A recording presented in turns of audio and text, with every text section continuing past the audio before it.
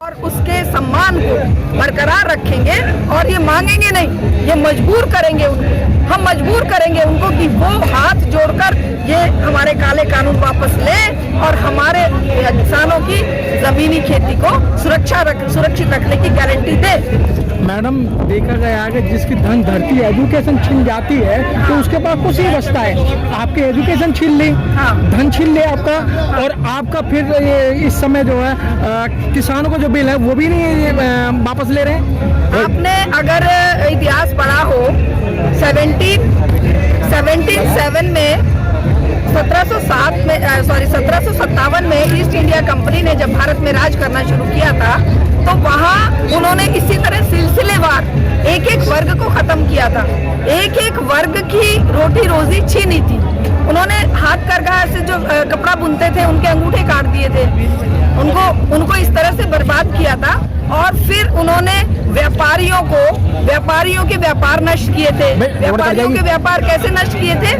व्यापारियों के व्यापार नष्ट करने के लिए जहांगीर के दरबार से उन्होंने दस्तक ले लिया था 1600 ईस्वी में। तो उस दस्तक के माध्यम से बिना टैक्स दिए अंग्रेज व्यापार करते थे, भारतीय व्यापारियों को टैक्स पे करना पड़ता था और इस तरह से भारतीय व्यापारी बर्बाद हुआ। उसी तरह से भारतीय हस्तशिल्प वाले बर्बाद हुए, उसी तरह से किसान बर्बाद हुए, क्योंकि उन्होंने जो लगान था वो बहुत बड़ी मात्रा में, क्योंकि भारत में तो लगान की परंपरा थी नहीं, अंग्रेजों ने लागू करी। आज एग्जैक्टली वही तरीका ब्रिटिश सरकार जैसा ही, ईस्ट इंडिया कंपनी जैसा ही यहाँ हमारी बीजेपी सरकार ने, वैसे तो ये खैर 1991 में शुरुआत हो गई थी WTO की शर्तों पर हस्ताक्षर करने के बाद कि ना तुम्हारी शिक्षा तुम्हारी अपनी रहेगी, ना तुम्हारी खेती बाड़ी अपनी रहेगी, ना तुम्हारे मजदूरों के अधिकार अपने रहेंगे, ना तुम्हारी सब्सिडीज जो दी जाती है हर क्षेत्र में, पानी में दी जाती थी, बिजली में दी जाती थी, आपके इसमें हर तरह के जो खेती में उपयोग आने वाली चीजें उनमें सब्सिडी दी जाती थी, उस सबको इन्होंने खत्म करना है। ये 1991 में इनसे वायदा ले लिया था WTO ने। अब वो सरकार धीरे धीरे हलाल कर रही थी।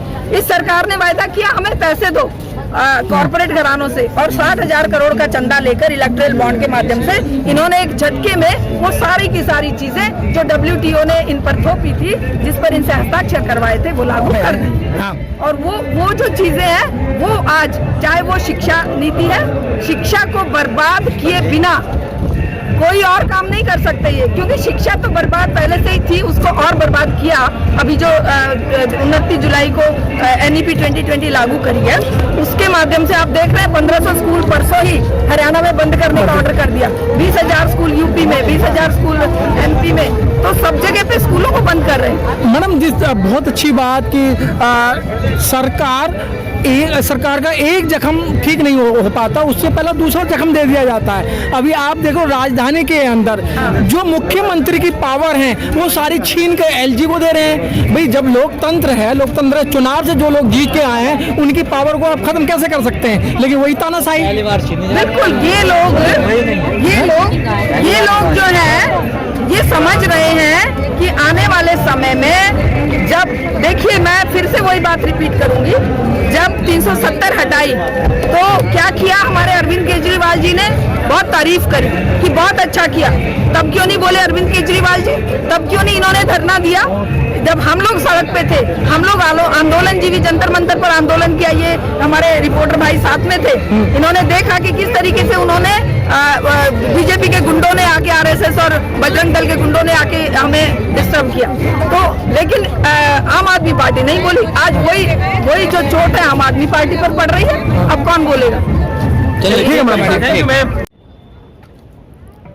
नेशन न्यूज इंडिया में आपका हार्दिक स्वागत है। आज हम गाजीपुर पर, और आप देख रहे हैं आज का जो किसानों का जो एक आंदोलन है, आज का था रोड जाम करने का। पूरे भारतवर्ष के अंदर रोड जाम किए हैं। हमारे बीच में सोशलिस्ट शारदा दीक्षित जी आज 4 महीने से ज़्यादा हो गए हैं और किसानों की बातों को नहीं सुना जा रहा है। और महिला भी काफ़ी तादाद के अंदर आ रही हैं और अपनी बातों को कह रही हैं, सरकार को कोसने का भी काम कर रहे हैं, लेकिन फिर भी उनके कानों पे क्यों नहीं रहेंगे? क्या कारण है? कारण वही है कि विनाश काले विपरीत बुद्धि। इन लोगों को ये समझ नहीं आ रहा है कि आज किसान, महिला, छात्र, युवा सभी जाग चुके हैं। और बेशक 4 महीने क्या, ये 8 महीने तक ना सुने, लेकिन जितना लंबा समय जाएगा ये जन आंदोलन उतना ही घर घर पहुंचेगा, उतना ही ये हर एक व्यक्ति के व्यथित करेगा और उतना ही ये गंभीर परिणाम इस समाज और इस व्यवस्था के लिए डालेगा। व्यवस्था के मौत का समान हो जाएगा, क्योंकि ये व्यवस्था झूठ, लूट और फूट पर आधारित है। ये महिलाओं को सुरक्षा नहीं दे सकती, छात्रों को शिक्षा नहीं दे सकती, युवाओं को रोजगार नहीं दे सकती, किसानों को उनकी फसल का मोल नहीं दे सकती, किसानों की जमीन पर इनकी नजरें हैं। तो ऐसी व्यवस्था को जितना ज्यादा लंबा ये आंदोलन चलेगा, जितना सैक्रिफाइस ज्यादा होगा, परिणाम उसके उतने ही सुखद और सुंदर होंगे। दीक्षित जी, आपको पता है कि जब एनआरसी सीडब्ल्यूए का आंदोलन चल रहा था, सरकार के पास सारे हरकंडे होते हैं कि उस आंदोलन को भी हटाने के लिए इन्होंने सारे हरकंडे अपनाए और उस आंदोलन को खत्म किया। तो क्या लगता है कि ये आंदोलन ज्यादा दिन चलेगा? देखिए, वो आंदोलन और इस आंदोलन में बहुत अंतर है। दुर्भाग्य इस देश का यही है कि ये सरकार अकेले अकेले पीटती है। इसने नोटबंदी लागू करी तो उस समय जनता, जैसे आज सड़क पर है किसान, उस समय सड़क पर जनता को आना चाहिए था। नोटबंदी पर कोई नहीं आया, जीएसटी पर कोई नहीं आया। इसके बाद इन्होंने और अनेकों काले कानून, शिक्षा नीति काली लागू करी, कोई नहीं आया। उसी तरह से इन्होंने बच्चों पर वो लाठीचार्ज करवाया, जेएनयू, जामिया, और उसी तरह से इन्होंने जो सीएएनआरसी के नाम पर हमारे निर्दोष लोगों को, और वो जो कौन सा कांड इन्होंने एक जिसमें बारबरा राव और सुधा भारद्वाज वगैरह को जेल में डाला हुआ है, भीमा कोरेगांव कांड, उन सबको इन्होंने खड़ा किया और लोग चुप रहे। ये सबसे बड़ा दुर्भाग्य इस देश का रहा। अब जो सीएएनआरसी का आंदोलन हुआ, उस आंदोलन में भी हम जैसे लोग जो आंदोलन जीवी जिनको ये कहते हैं, हम लोग लगातार शिरकत किए। आप भी वहाँ पर हमारे लगातार संपर्क में रहते थे, लेकिन दुर्भाग्य से उस समय ये देश नहीं जागा। उस समय ये देश जागता तो शायद काले कानून खेती में लाने की और मजदूरों के 44 कानूनों को 4 कोड में बदलने की इनकी हिम्मत नहीं होती। इनकी हिम्मत बढ़ती गई है। वो जैसे एक बदमाश होता है ना, कि पहले गाली दे के देखता है, फिर वो धक्का मार के देखता है, फिर जब देखता है कि ये बिल में घुस रहा है तो वो फिर सर पे सवार होता है, फिर वो हत्या तक करने पे उतारू हो जाता है। तो इस सरकार का भी यही है। इस सरकार ने और सीएएनआरसी का आंदोलन खत्म इन्होंने नहीं किया। सीएएनआरसी के ऊपर जो इन्होंने कोरोना का जो ड्रामा खड़ा किया, जो कि आज भी ड्रामा ही साबित हो रहा है, इस किसान आंदोलन ने साबित कर दिया कि कोरोना नाम का जो कीड़ा इन्होंने पैदा किया था, वो इनकी मौत का सामान इन्हीं के लिए बनाएगा किसान उससे नहीं डर रहा है। लेकिन हाँ, उस समय महिलाएं जो सीएएनआरसी के आंदोलन में बैठी थी, इन्होंने रातों रात वहां पर पुलिस का अटैक करवा के उसको खत्म करने की एक साजिश रहती थी। और वो तो शुक्र है कि वो महिलाएं उठ गई थी, वरना ये जिस तरह से दिल्ली दंगों में दिल्ली को जलवाया, ये उसी तरह से इस पूरे के पूरे देश को जलाते। लेकिन ये देश बहुत ज्यादा असहनशील है। इस देश की जनता, दुर्भाग्य, सबसे बड़ा दुर्भाग्य हमारा यही है कि हम सोते रहते हैं, तब तक सोते रहते हैं जब तक कि बिल्कुल नाक पर आकर कोई हमारे हथौड़ा नहीं चला। लेकिन मैडम, देखा गया जितने भी आंदोलन होते हैं, आंदोलन खत्म भी हो जाते हैं, लेकिन जो आंदोलनकारी हैं 10 दिन, 15 दिन, 1 महीने तक याद रखते हैं, उसके बाद में याद नहीं रखते, फिर वही ढर्रा पे आ जाते हैं, वही अत्याचार सहने के लिए तैयार हो जाते हैं। नहीं, देखिए, ये शायद आप तो अच्छी तरह जानते हैं हम लोगों को, एक हमारे पूरे देश में बुद्धिजीवियों का, छात्रों का और हमारे मजदूर किसानों का और महिलाओं का ऐसा तबका भी है जो कभी चैन से नहीं बैठते हैं। हम लगातार लोगों के अंदर जागरूकता लाने का, लगातार आंदोलनरत रहने का, क्योंकि देखिए, आंदोलन है तो जीवन है।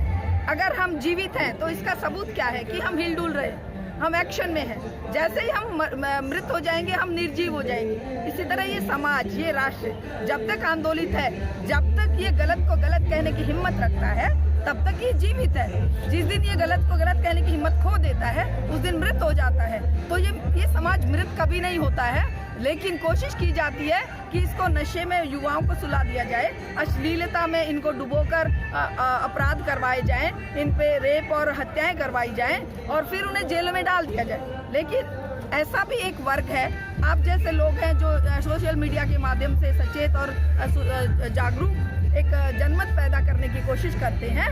आपको कोई तनख्वाह थोड़ी दे रहा है, आप अपने खर्चे से, अपने दम पर इस समाज को जागरूक करने का प्रयास कर रहे हैं। उसी तरह से हम लोग भी आंदोलन जीवी लोग जिन्हें ये कहते हैं, हम लोग लगातार समाज को जागरूक करने का, चाहे वो छात्र हो, चाहे महिलाएं हो, चाहे हमारा किसान हो, चाहे मजदूर हो, हम हमेशा आंदोलनरत रहते हैं। और आंदोलन जहाँ पर भी हमें लगता है कोई अन्याय अत्याचार के खिलाफ खड़ा है, हम तुरंत उसके साथ जाकर उसको सपोर्ट करते हैं और कोशिश करते हैं आंदोलन बढ़े आगे। मैडम जी, आप देख रहे हैं कि इन 7 सालों के अंदर ये देखने में आया है कि जो भी सरकार से क्वेश्चन करेगा, सरकार से सवाल करेगा, उनके लिए सिर्फ जेल के अलावा और कोई रास्ता नहीं है, या फिर उनको आप समझ रहे हैं कि वो टांग कर दिया जाता है। क्योंकि देखिए, जेल जो है ना, हाँ। जेल तो आंदोलनकारियों के लिए एक तरह का पवित्र स्थान है। एक तरह का हम कहें कि वहाँ का दर्शन करना तो हर एक के लिए जरूरी है। ये जितना जेल में हम लोगों को डालेंगे, अब इन्होंने दिशा रोही को जेल में डाला तो पवित्र हो गई, फेमस हो गई, पूरे विश्व में उसका नाम हो गया। इन्होंने पुनिया को डाला, मनदीप पुनिया को डाला, इन्होंने वो जो लड़का है हुड्डा, उसके अगेंस्ट FIR दर्ज करी। देखिए, अत्याचारी अन्यायी के पास ये हथियार हैं, पुलिस और फौज, ये इनके हथियार हैं, लेकिन उन हथियारों से डरकर हम चुप नहीं बैठेंगे। जेल तो हमारे लिए तीर्थ स्थान हो गए हैं, जेल में डालिए, कितने लोगों को डालेंगे। और जब ये आंदोलन इतना मुखर हो जाएगा, इतना चारों तरफ फैल जाएगा कि जेलों में भी जगह नहीं बचेगी। आज हमारे किसान भाइयों को 150 के करीब किसान भाइयों को जेलों में डाला हुआ है। बहुत सारे तो खैर निर्दोष थे तो छोड़ भी दी, लेकिन जब ये लाखों की संख्या में किसान खड़े हैं, तुम डालो ना जेल में, तुम्हारी जेलें छोटी पड़ जाएंगी। हमारा किसान इतना मजबूत है कि तुम्हारी जेलों को भी खत्म कर देगा। अब ये जेल से कम है जो बॉर्डर पे लोग बैठे हैं, लेकिन ये तब भी बैठे हैं, तब भी अपनी शहादतें दे रहे हैं। 300 के करीब लोगों की शहादत हो गई, 300 से ज्यादा, बल्कि कल भी परसों भी एक की डेथ हुई है। लेकिन सर, मैडम, जो सरकार की संवेदना तो सारी मर चुकी है ना। जब भी संसद चल रही थी उस समय मौन धारण किया गया, जो विपक्ष के नेता थे, जो थोड़ा बहुत किसानों की हमदर्दी रखते थे, लेकिन उस समय वर्तमान सरकार ने जो मंत्री थे उसका भी मखौल उड़ाया, बड़े पैमाने में मखौल उड़ाया। हाँ, बिल्कुल उड़ाएंगे ये, क्योंकि आपको पता होगा जब जनरल डायर ने गोलियां चलवाई थी जलियांवाले बाग में, तो ब्रिटेन की सरकार ने उनको सम्मानित किया था और उनका ओहदा बढ़ा दिया था, उन्हें तमगा दिया था। तो ये उस सरकार से कम है क्या? ये तो उनसे भी बदतर है। वो तो विदेशी थे, उनको तो हम लोग गालियां देते थे कि भाई ये 7 समंदर पार से आए, लेकिन ये तो यहीं की मिट्टी से पैदा हुए लोग हैं और इतने दुष्ट लोग हैं कि ये उनके पैर दबाते थे, उनसे माफियां मांगते थे, और उन्हीं के सबक सीख कर आज ये जो शासन चला रहे हैं, ये जो अन्याय और अत्याचार कर रहे हैं, ये उन्हीं की सीख। फूट डालो और राज करो और बांटो, और लोगों को जितना हो सके दबा के रखो, जितना हो सके उनके गले काटो। वरना तो ये अगर रोटी, इन्होंने तो कहा है कि वो हिटलर की जो वो थी, हिटलर का जो तरीका था, हिटलरशाही की जनता को इतना दुखी कर दो, इतना उनको सता दो कि वो रोटी को ही विकास समझने लगे जी। आज इन्होंने वही कर रखा है कि रोटी को ही विकास समझने की नौबत आ गई है।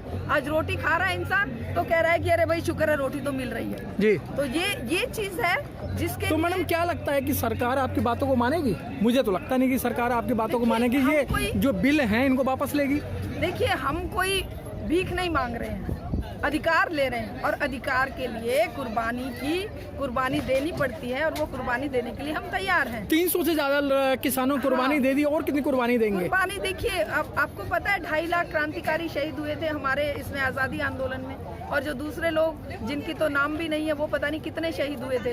ये भी एक तरह का आजादी का आंदोलन है, क्योंकि ये दूसरा आजादी का आंदोलन है। एक आजादी ली थी हमने राजनीतिक आजादी, अब हमारी 70 तरह की आजादियां हैं। आर्थिक आजादी है, सुरक्षा की आजादी है बेटियों को, और हमारे छात्रों को शिक्षा की आजादी है। आज तो आजादी का एक बहुआयामी आजादी की आवश्यकता है। उस समय केवल हमें राजनीतिक आजादी के रूप में काले अंग्रेजों के हाथ में गोरे अंग्रेजों ने सत्ता सौंप दी, और हमारे भगत सिंह, राजगुरु सुखदेव और नेताजी सुभाष चंद्र बोस, चंद्रशेखर आजाद का सपना अधूरा रह गया। आज उस अधूरे सपने को पूरा करने का समय आया है, और हम मांगेंगे नहीं इनसे कानून वापस लो की मांग हम इनसे हाथ जोड़कर नहीं कर रहे। Press the bell icon on the YouTube app and never miss another update.